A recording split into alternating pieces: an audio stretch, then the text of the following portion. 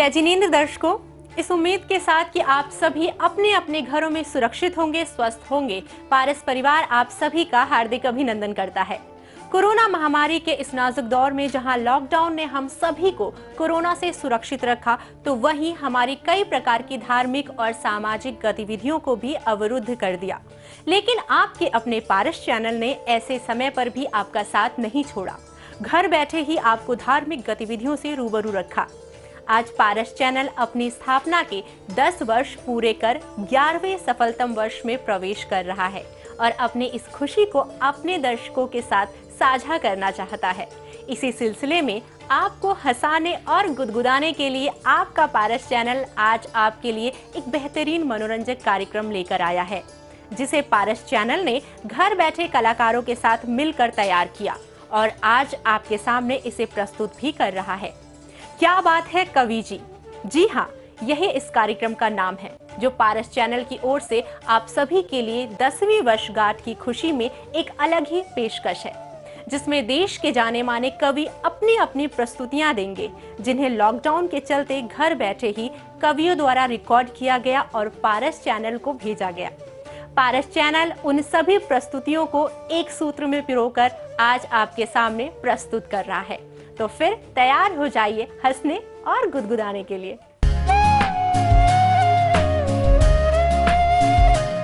अहिदावानल को भी शीतल नीर कर देवें, अहिदावानल को भी शीतल नीर कर देवें, बीच भंवर से भवसागर के तीर कर देवें। और एक बार बस सच्चे मन से भजके तो देखो, एक बार बस सच्चे मन से भजके तो देखो, हर मुश्किल आसान मेरे महावीर कर देवें, हर मुश्किल आसान मेरे महावीर कर देवें। जय जिनेंद्र बंधुओं, मैं कवि डॉक्टर राहुल जैन आप सभी का स्वागत करता हूं, अभिनंदन करता हूं। क्या है कविता? कविता साहित्य की वह विधा है जिसमें अंतरंग के भावों को शब्दों में पिरोकर कलात्मक रूप से इस तरह बाहर निकाला जाता है कि वह सीधे कवि के हृदय से निकलकर जनमानस के हृदय तक पहुंचती है। और यही कारण है बंधुओं कि हमारे जितने भी विधान हैं, जितनी भी पूजाएं हैं, पाठ हैं, आराधनाएं हैं, हमारी भावनाएं हैं, ये सभी काव्य रूप में लिखी गई हैं।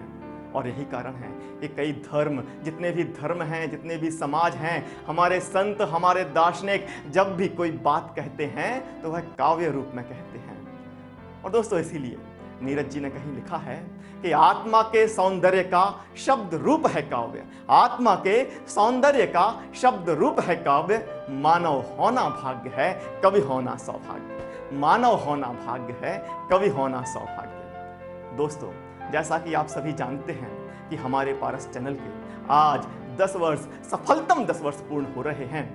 दोस्तों, इन पिछले 10 वर्षों में आपने जो भी प्यार दिया, स्नेह दिया, यह अभूतपूर्व है। अपने इस प्यार को, अपने इस स्नेह को यूं ही बनाए रखें। और दोस्तों, इसी उपलक्ष्य में हम लेकर आए हैं एक कविताओं का बहुत ही शानदार, बहुत ही प्यारा और बहुत ही अच्छा कार्यक्रम, जिसका नाम है क्या बात है कवि जी। क्या नाम है? क्या बात है कवि जी। दोस्तों, हमारे इस कार्यक्रम में पूरे देश से एक से बढ़कर एक रचनाकार, एक से बढ़कर एक कवि, एक से बढ़कर एक मंचीय कविताओं के नाम यहां पर आएंगे और अपनी प्रस्तुति देंगे। और ये कवि आपके अंतस में अध्यात्म को भर देंगे, कवि आपको हंसने और गुदगुदाने पर मजबूर कर देंगे, कवि अपने व्यंग्यबाणों से राजनीति पर निष्ठुर प्रहार करेंगे, कवि आपकी धमनियों में राष्ट्र प्रेम का लावा बहा देंगे। पर दोस्तों, जैसा कि हम सभी जानते हैं, ये कोरोना काल चल रहा है। इस काल में हम सभी कहीं ना कहीं दुखी हुए हैं, परेशान हुए हैं। तो इस समय जिस चीज की सबसे ज्यादा आवश्यकता है वो है हंसी, हमारे चेहरे पर मुस्कान। और दोस्तों, कुछ यही काम करने के लिए हम पूरे देश से जाने पहचाने हास्य कवियों के नाम लेकर यहाँ पर आए हैं। तो चलिए आपसे उनकी मुलाकात कराते हैं। सबसे पहले दिल्ली से हमारे बीच में आए हुए हैं डॉक्टर प्रवीण शुक्ल। एक बार जोरदार तालियां डॉक्टर प्रवीण शुक्ल जी के लिए। हमारे बीच में बिहार से चलकर हास्य का धमाकेदार नाम, जिसका नाम है शंभू शिखर, यहां पर आए हुए हैं। एक बार जोरदार तालियां हो जाएं शंभू शिखर जी के लिए। दोस्तों, नैनीताल की हसीन वादियों से चलकर हमारे बीच में आई हैं गौरी मिश्रा जी की, तो एक बार उनके लिए भी जोरदार तालियां तो बनती हैं ना।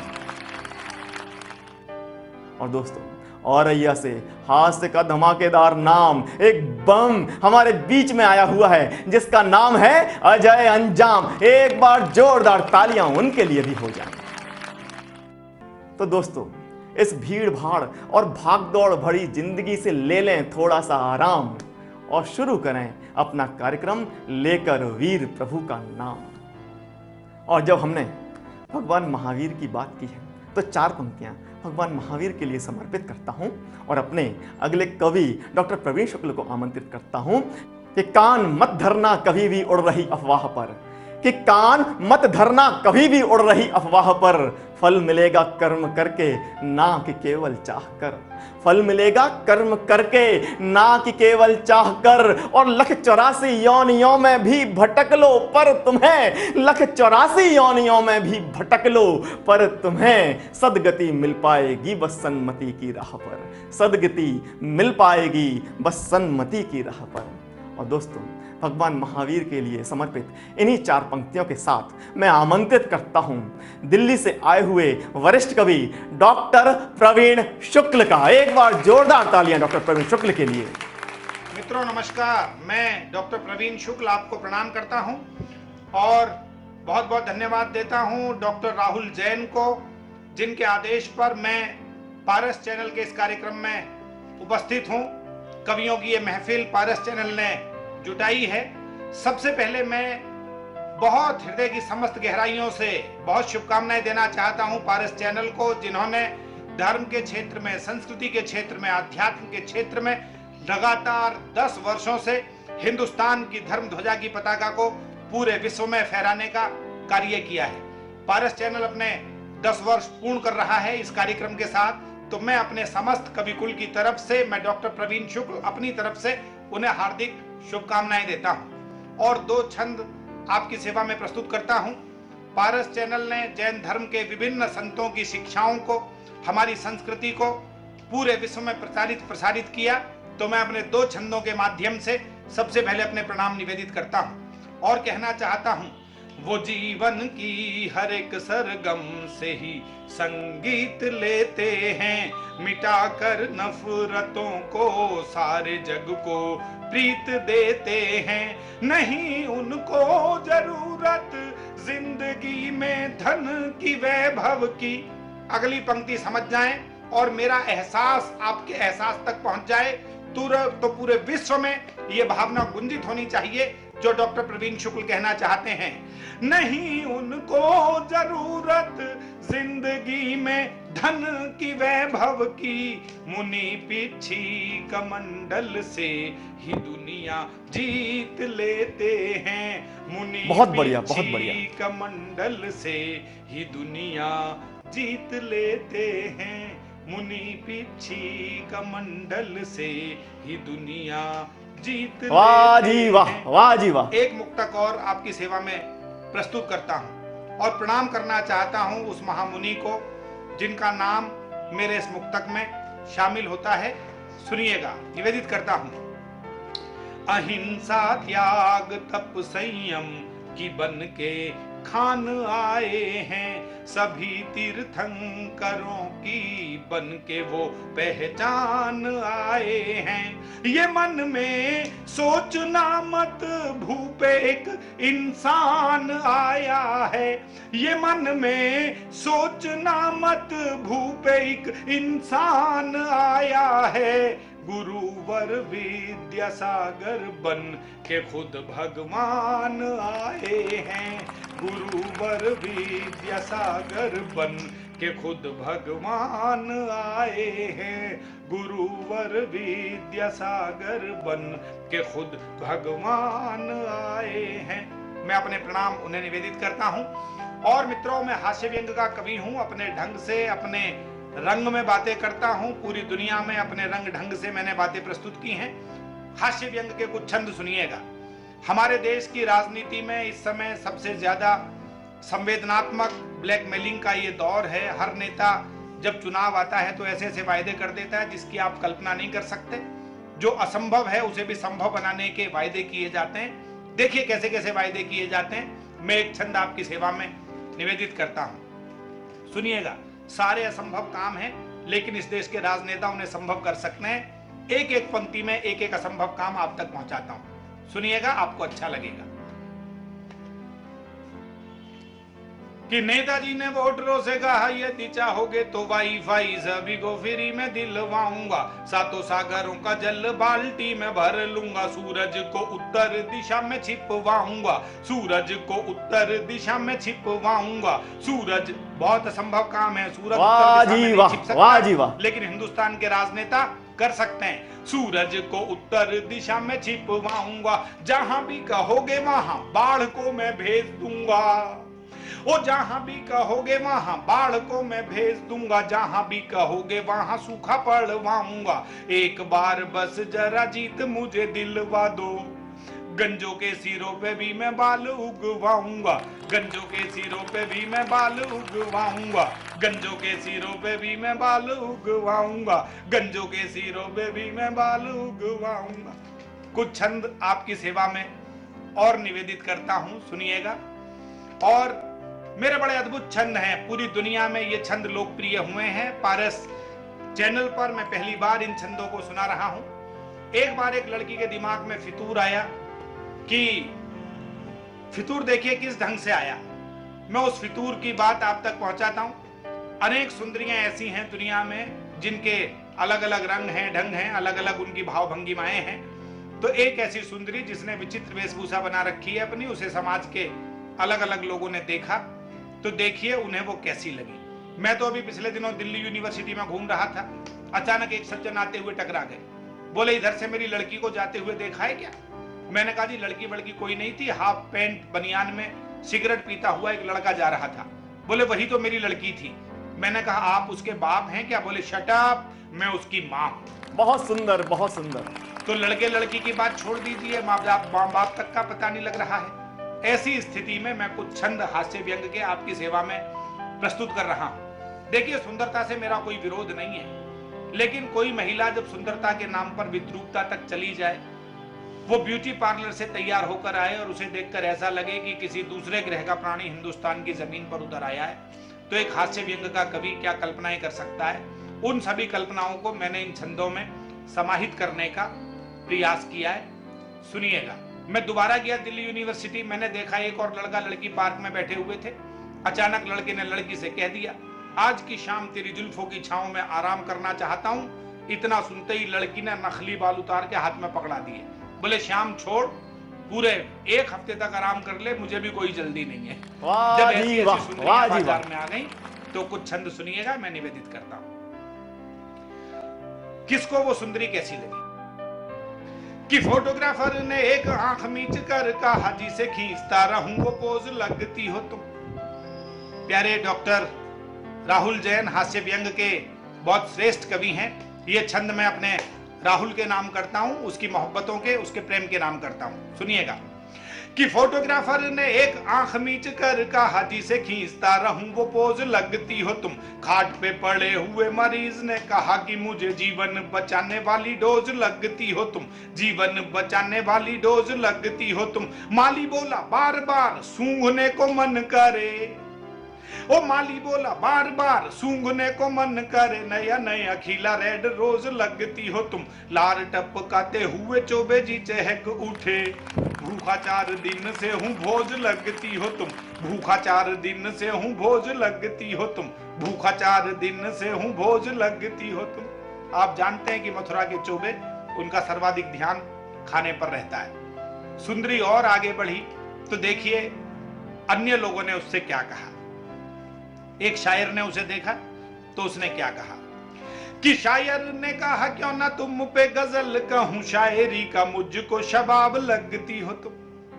भाई कवि के लिए कविता से बढ़कर कुछ नहीं है और शायर के लिए उसकी शायरी से बढ़कर कुछ भी नहीं है। तब आनंद लीजिएगा किसको वो कैसी लगी। कि शायर ने कहा क्यों ना तुम पे गजल कहूं, शायरी का मुझको शबाब लगती हो तुम। जिसे देख कर मन मांसाहारी होने लगे, शाकाहारियों को वो कबाब लगती हो तुम, शाकाहारियों को वो कबाब लगती हो तुम। जिन सूफियों ने एक बूंद कभी चखी नहीं, और जिन सूफियों ने एक बूंद कभी चखी नहीं, ललचाती उनको शराब लगती हो तुम। अगली पंक्ति सुनिएगा और मेरे कहने का सलीका आपको अच्छा लग जाए, ठक से आपके दिल पर लग जाए, तो दिल के उल्लास को अपनी मोहब्बतों के रूप में मुझ तक पहुंचाइएगा कि जिन सूफियों ने एक बूंद कभी चखी नहीं, ललचाती उनको शराब लगती हो तुम। बीए में जो बार बार फेल हो रहा था, बोला सारे ही सवालों का जवाब लगती हो तुम, सारे ही सवालों का जवाब लगती हो तुम, सारे ही सवालों का जवाब लगती हो तुम। एक विशेष छंद सुनिएगा। मेरे गुरुदेव डॉक्टर कुंवर बेचैन जी, उनके अंडर में मैंने पीएचडी की और व्यंग में मैंने कार्य किया। तो जब उन्होंने मेरी ये पंक्ति सुनी तो उन्होंने ये कहा कि प्रवीण, मैंने अपनी जिंदगी में आज तक ये काफिया तुकांत जो इसमें आया है, बोले कि वो मैंने कहीं भी नहीं सुना। आप भी सुनिएगा, आपको अच्छा लगेगा कि शुगर के जितने मरीज मीठा छोड़ चुके, उनको जरूरी इंसुलिन लगती हो तुम।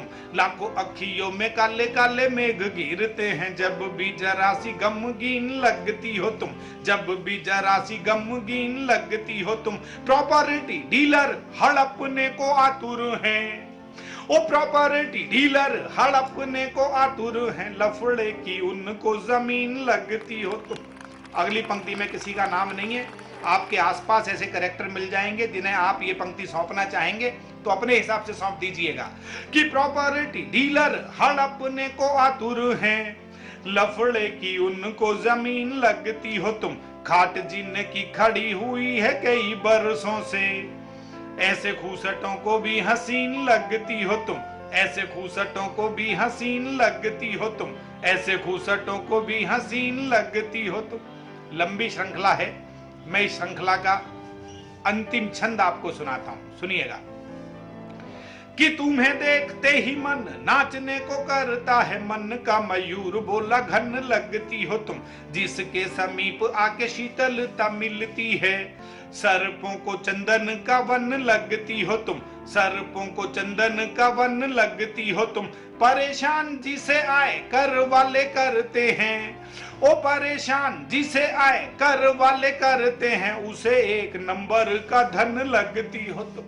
अगली पंक्ति सुनिएगा, ऐसी पंक्ति जिंदगी में आज तक आपने नहीं सुनी होगी कि परेशान जिसे आए कर वाले करते हैं, उसे एक नंबर का धन लगती हो तुम। नेता बोला मार दूंगा सबको तुम्हारे लिए, मुझको तो संसद भवन लगती हो तुम, मुझको तो संसद भवन लगती हो तुम, मुझको तो संसद भवन लगती हो तुम, मुझको तो संसद भवन लगती हो तुम। एक रचना विशेष मैं आपकी सेवा में समर्पित करता हूं। इन दिनों कोरोना ने पूरे देश में, बहुत कोरोना की महामारी ने पूरे विश्व को संकटग्रस्त कर रखा है, लेकिन मैं पारस चैनल के माध्यम से एक संदेश पूरी दुनिया तक पहुंचाना चाहता हूं और ये कहना चाहता हूं दोस्तों कि माना कि बहुत संकट का समय है, व्यापार को लेकर, परिवार को लेकर, आपदा को लेकर अनेक लोग उससे प्रभावित हो रहे हैं, लेकिन एक बात समझ जाइएगा कि जिसका सुरक्षित हौसला रहेगा उसका सुरक्षित घोंसला रहेगा। आपको खुद को बचाना है, अपने घर को बचाना है, तो अपने हौसले को आपको बचाकर रखना है। मैं पारस चैनल के माध्यम से एक रचना आपकी सेवा में प्रस्तुत कर रहा हूं, सुनिएगा। दुनिया पर घटा काली छाई, बस हौसला बढ़ा के रखना। पूरी दुनिया यदि मेरी इस पंक्ति को अपने हृदय में बिठा लेगी तो हम जीतेंगे, बुरा वक्त बीतेगा, हिंदुस्तान जीतेगा। कहना चाहता हूं, दुनिया पर घटा काली छाई, बस हौसला बढ़ा के रखना, इसकी ना बचेगी परछाई, बस हौसला बढ़ा के रखना। निवेदित करता हूं, अरे धीरे धीरे इसने पूरी दुनिया को ही लिया, चीन, जर्मनी, इटली, अमेरिका सबको बर्बाद किया। जिसको अब तक समझ ना पाए वो अनबूझा दर्द दिया, ऐसा जख्म दिया जो अब तक नहीं किसी से गया सिया। इसकी निश्चित बनेगी दवाई, बस हौसला बढ़ा के रखना, इसकी ना बचेगी परछाई, बस हौसला बढ़ा के रखना। अगला चरण सुनिएगा मैं कहना चाहता हूं दोस्तों कि हमें कुछ नियमों का पालन तो करना पड़ेगा। इसलिए निवेदित करता हूं कि आपस का डिस्टेंस बनाकर सबको घर में रहना है, पालन वो सब करना है जो मोदी जी का कहना है। जो भी हैं दुख दर्द उन्हें अब खुश होकर के सहना है। इस आफत का किला समूचा कुछ दिन में ही ढहना है। इसकी निश्चित बनेगी दवाई, बस हौसला बढ़ा के रखना। इसकी ना बचेगी परछाई, बस हौसला बढ़ा के रखना। अगला चरण सुनिएगा। मैं कहना चाहता हूं कि यदि हम अपनी उदासीनता छोड़कर उमंग में आ जाएंगे, तरंग में आ जाएंगे, तो निश्चित रूप से हम विजयी होंगे। इसलिए मैं निवेदित करना चाहता हूं और कहना चाहता हूं, अरे चाहे हो कुछ भी लेकिन अब उदासीन ना होना है। आपस में मिलकर महकाना घर का कोना कोना है। जब डॉक्टर प्रवीण शुक्ल घर के कोने कोने को महकाने की बात करते हैं तो मेरा आशय केवल सफाई से नहीं है, मेरा आशय है उन रिश्तों को महकाने से। तमाम लोग जो अपने माता पिता को समय नहीं दे पाते थे, अपने व्यवसाय के कारण, व्यस्तता के कारण, वो अपने माता पिता को समय दें। जो बड़े हैं बच्चों को समय नहीं दे पाते थे, तो वो माता पिता जिनके बच्चे छोटे हैं वो भी उन बच्चों को समय दें। इसलिए कहना चाहता हूं, अरे चाहे हो कुछ भी लेकिन अब उदासीन ना होना है। आपस में मिलकर महकाना घर का कोना कोना है। होठों पर मुस्कान सजानी है, बिल्कुल ना रोना है। जीवन में जो कुछ पाया है उसको अब ना खोना है। इसकी कर देंगे मिल के विदाई, बस हौसला बढ़ा के रखना। इसकी ना बचेगी परछाई, बस हौसला बढ़ा के रखना। अंतिम बंद निवेदित करता हूं और कहना चाहता हूं कि जितने भी कोरोना वॉरियर्स हैं, जितने भी हमारे डॉक्टर्स हैं, सफाई कर्मी हैं, पुलिस कर्मी हैं, जो इस बीमारी से लड़ने के लिए योद्धा के रूप में कार्य कर रहे हैं, वो भी ईश्वर का कार्य कर रहे हैं, क्योंकि ईश्वर भी हमारी जान की सुरक्षा का कार्य करता है। तब अंतिम पंक्ति निवेदित करता हूं कि दीन दुखी जितने भी हैं मिलकर उन सबके कष्ट हरो। रखो सुरक्षित खुद को और बिन मतलब इससे नहीं डरो। डॉक्टर, नर्स, पुलिस कर्मी, इनके चरणों में शीश धरो। देवदूत के जैसे हैं ये, इन सबको सैल्यूट करो। भारत माँ की ये असली कमाई, बस हौसला बढ़ा के रखना। इसकी ना बचेगी परछाई, बस हौसला बढ़ा के रखना।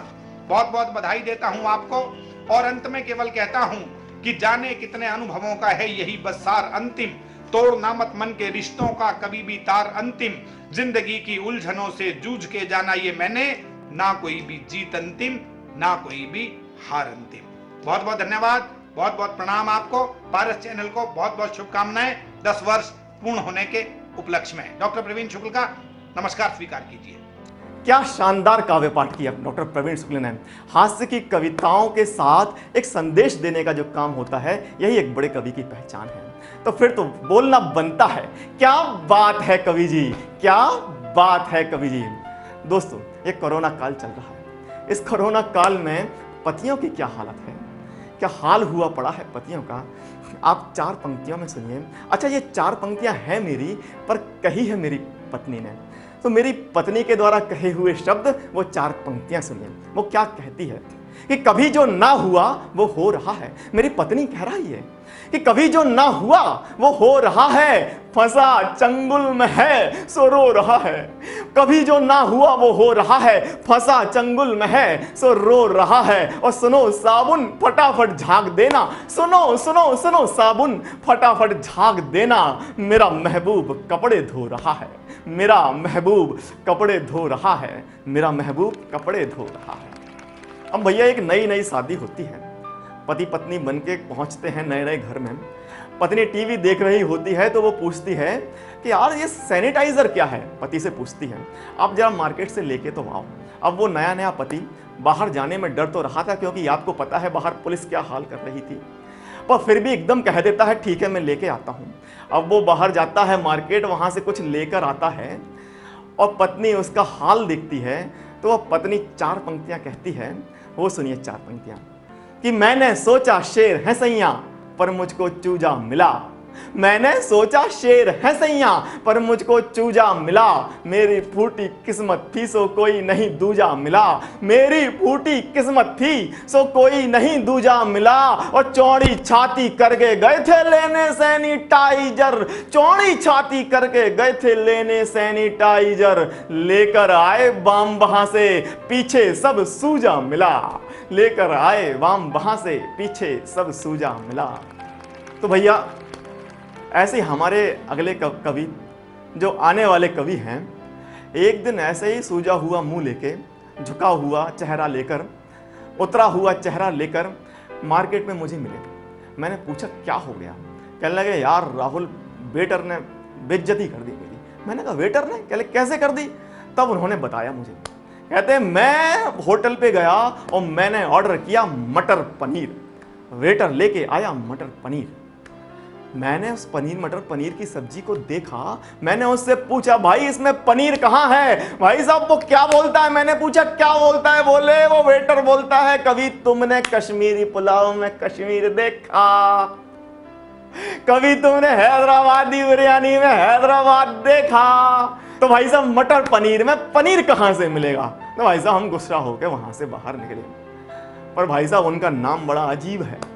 उनका भी नाम है शंभू शिखर, और शंभू कहीं है ही नहीं।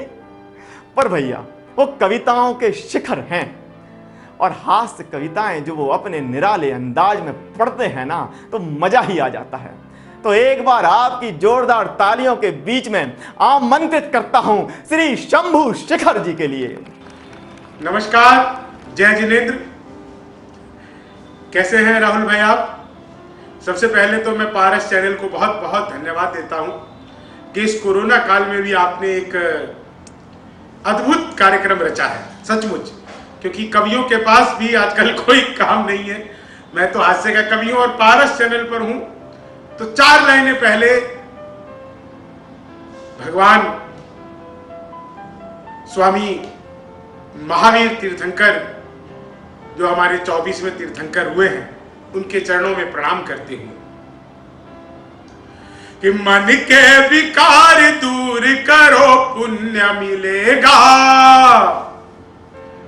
राहुल भाई, आपका जीवन धन्य है कि आपने जैन धर्म में पैदा लिया है।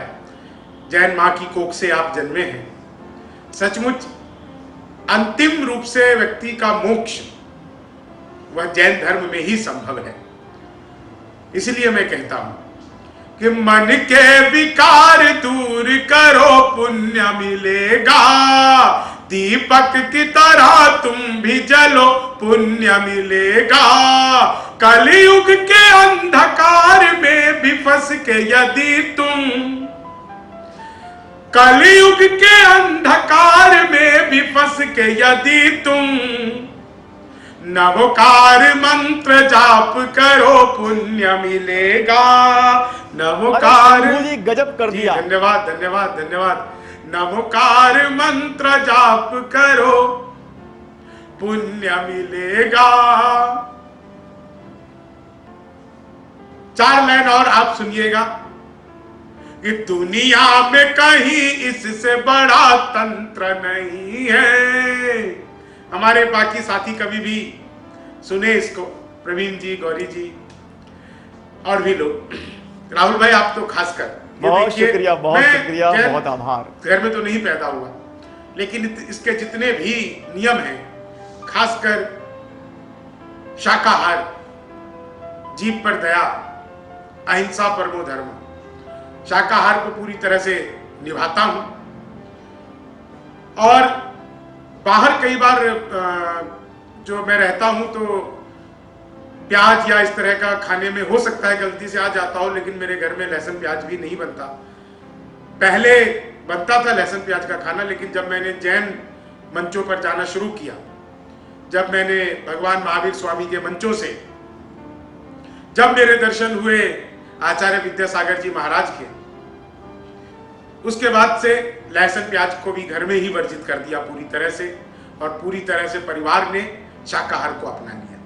इसलिए मैं कहना चाहता हूं कि दुनिया में कहीं इससे बड़ा तंत्र नहीं है और इससे अलग कहीं कोई यंत्र नहीं है।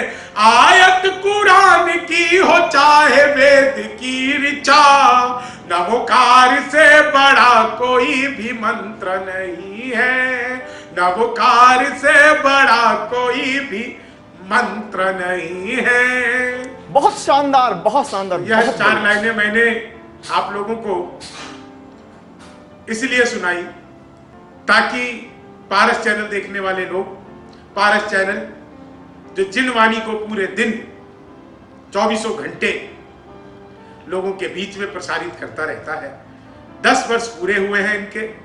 मैं इनको बहुत बहुत बधाई देता हूं। मैं एक हास्य का कवि हूं और हास्य के कवि को कैसा होना चाहिए, हास्य क्या है, जीवन में महत्व क्या है, 4 लाइन सुनिएगा। जीवन में हास्य का क्या महत्व है।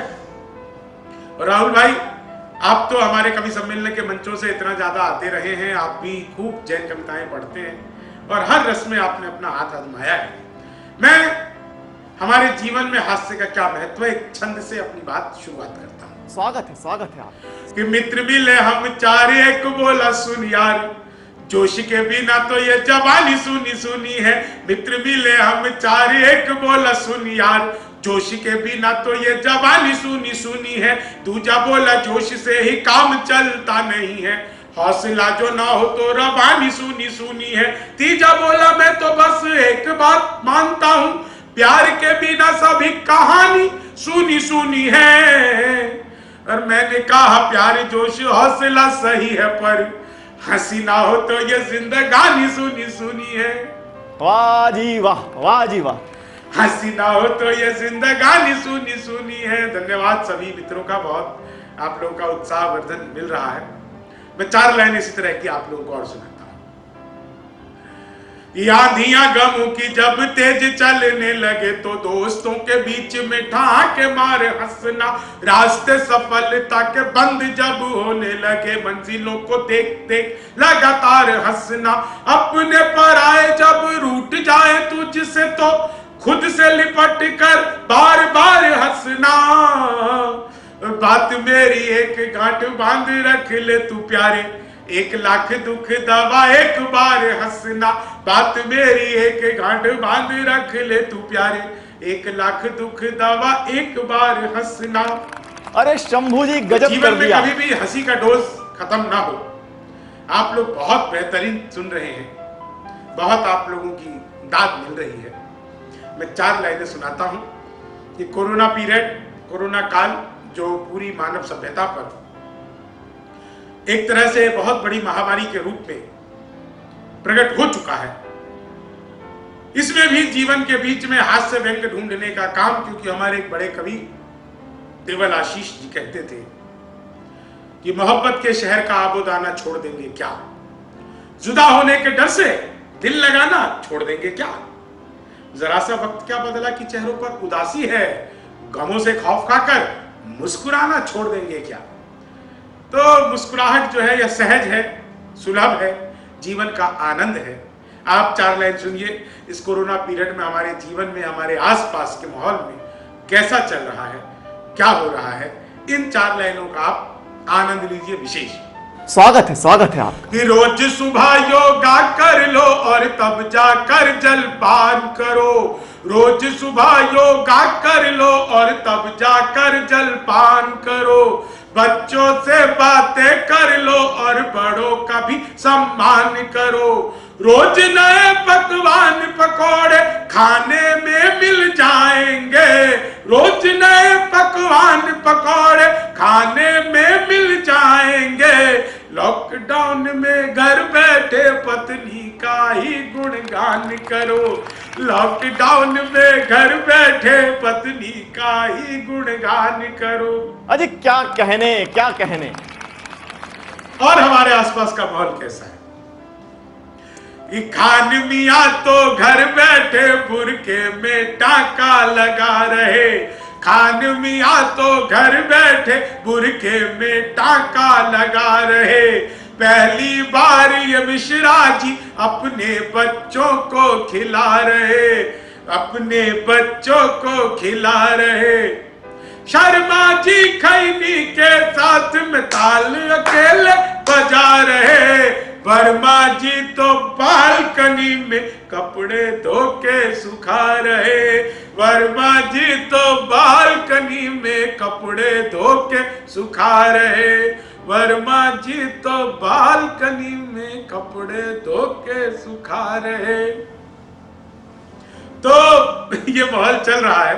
अच्छा, बहुत सारे लोगों की स्वागत है। जी जी जी, धन्यवाद, बहुत बहुत आभार राहुल भाई, बहुत बहुत आभार। बहुत देखिए, इस कोरोना काल में बहुत सारे लोगों की शादी होने वाली थी, उन लोगों की शादी अटक गई किसी कारण से। किसी कारण से क्या, कोरोना से ही अटकी, और कोई कारण था ही नहीं। कोरोना से उनकी शादी अटक गई। उन लोगों को क्या करना चाहिए कि काम कोई ना हो ऐसा जो 16 दूनी 8 करे।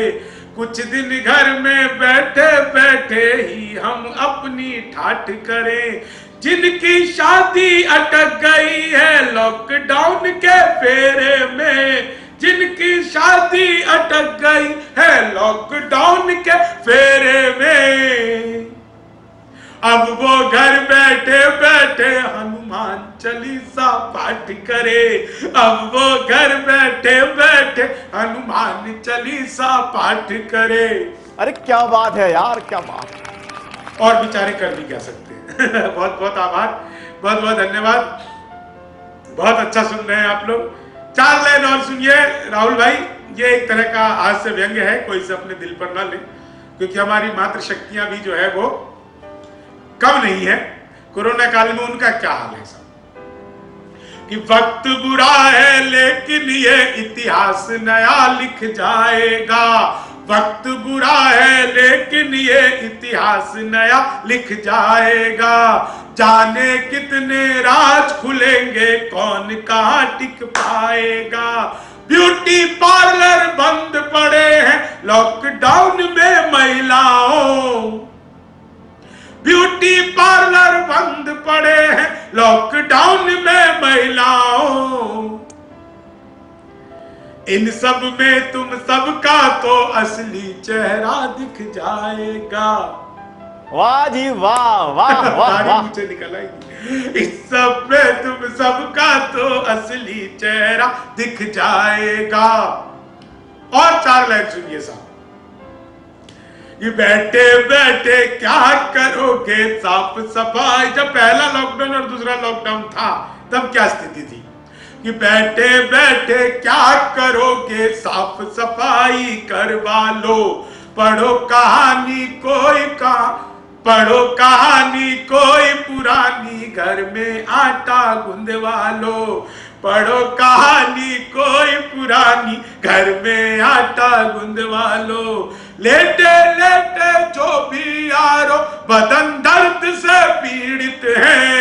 लेटे लेटे जो भी यारो बदन दर्द से पीड़ित हैं। जाके चौक चौराहे पर वो पुलिस से झाड़ा लगवा क्या बात है यार, क्या बात। जाके चौक चौराहे पर वो पुलिस से झाड़ा लगवा लो।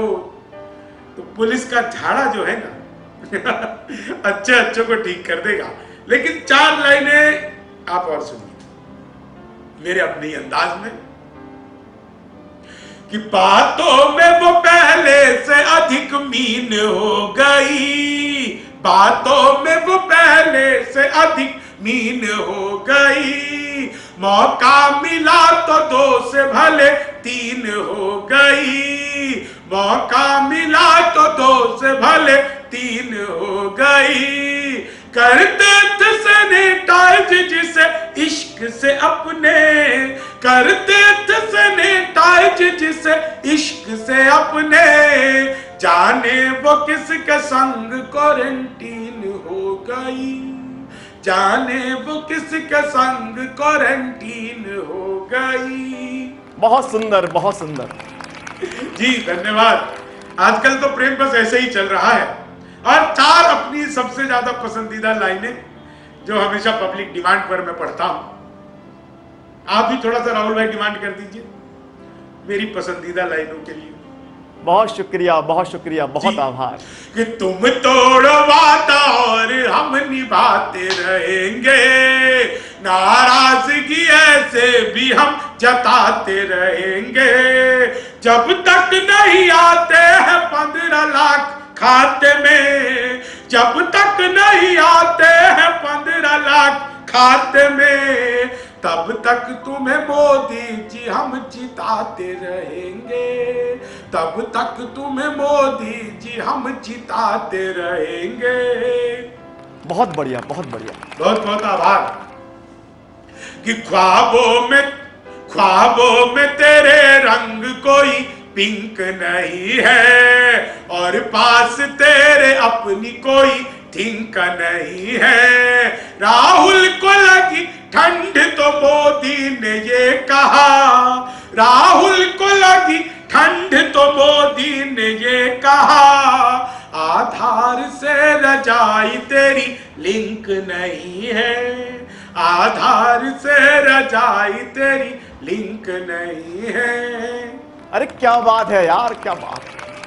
भगवान मेरा साथ आप ऐसे निभाना, किस्मत के खेल में मुझे ऐसे भी जिताना, राहुल की तरह चाहे बीत जाए जवानी। अरे क्या कहने, क्या कहने। आप नहीं राहुल भाई, मैं दूसरे राहुल की बात कर रहा हूं।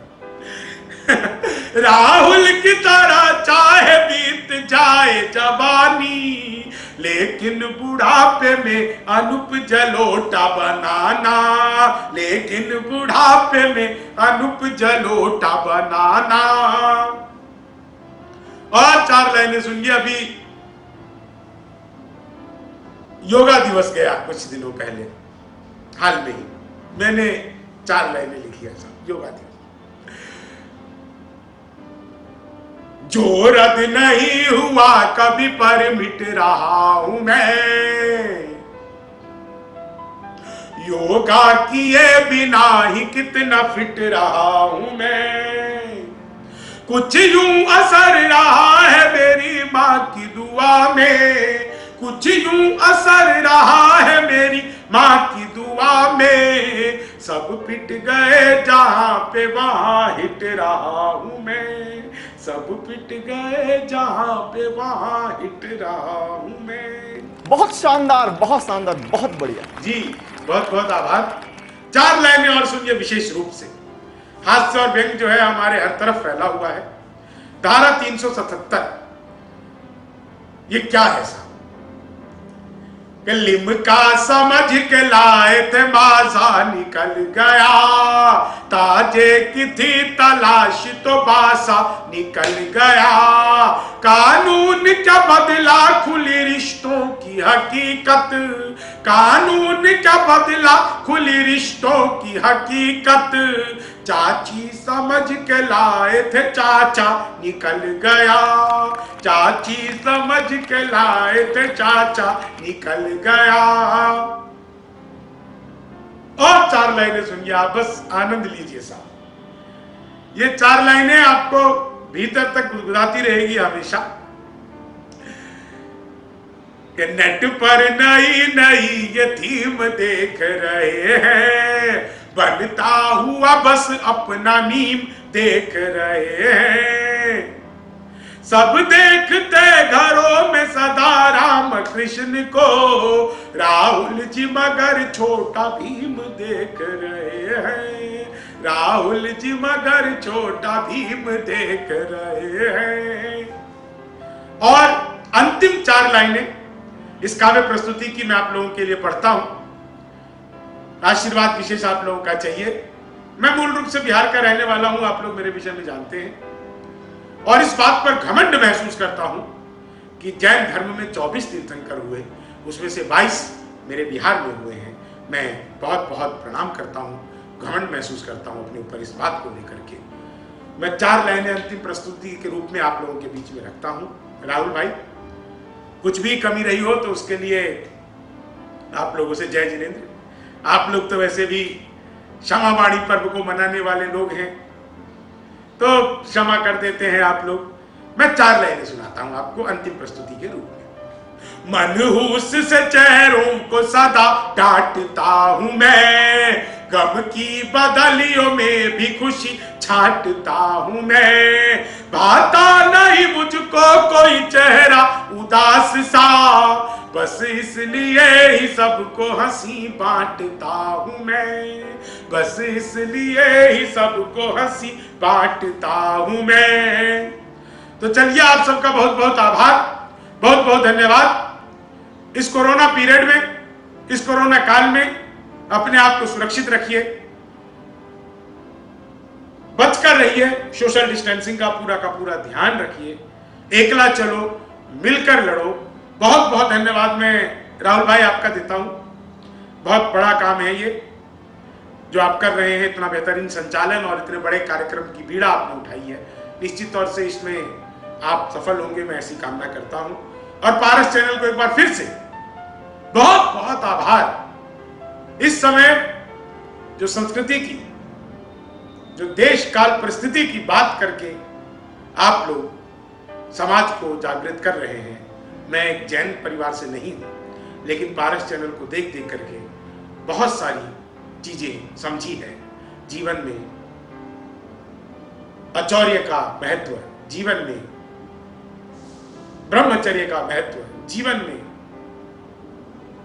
क्षमा का महत्व और जीवन में शाकाहार का महत्व। यह सब कुछ जैन धर्म में ही संभव है। आप लोग इसका प्रचार प्रसार करते रहिए, आप लोग ऐसे ही आगे बढ़ते रहिए। धन्यवाद। जय जिनेंद्र।